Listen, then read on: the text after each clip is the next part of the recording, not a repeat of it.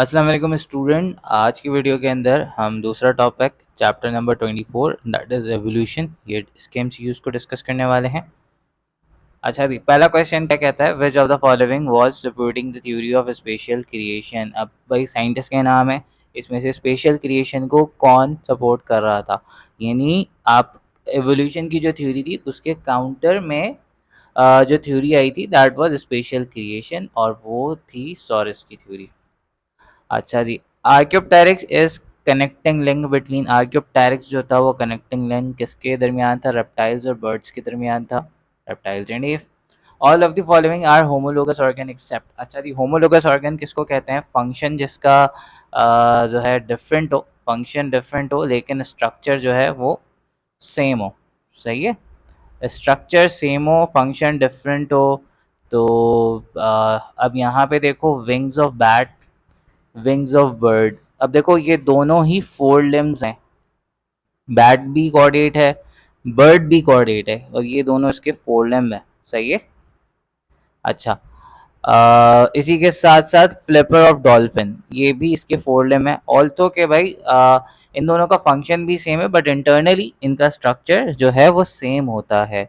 And bat does not fly like birds, but still अगर हम देखें तो four limbs modified into wings in bat, four limbs modified into wings in birds and four limbs modified into flippers and dolphin।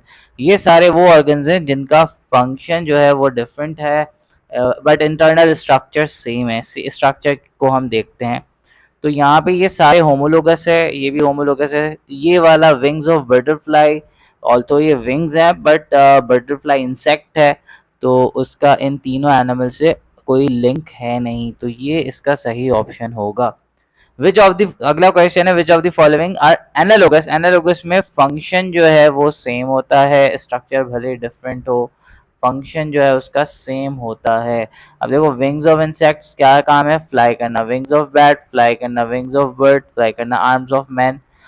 तो भाई ये different है, तो इसका मतलब है सही ऑप्शन इसका डी है।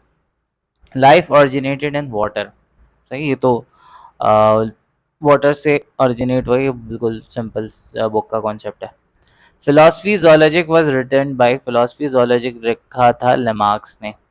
Which of the following is incorrect regarding Lamarck's theory of inheritance of acquired character। अब inheritance of acquired character में लेमार्क्स ने इनमें से कौन सी स्टेटमेंट थी जो उसमें फिट नहीं हो रही।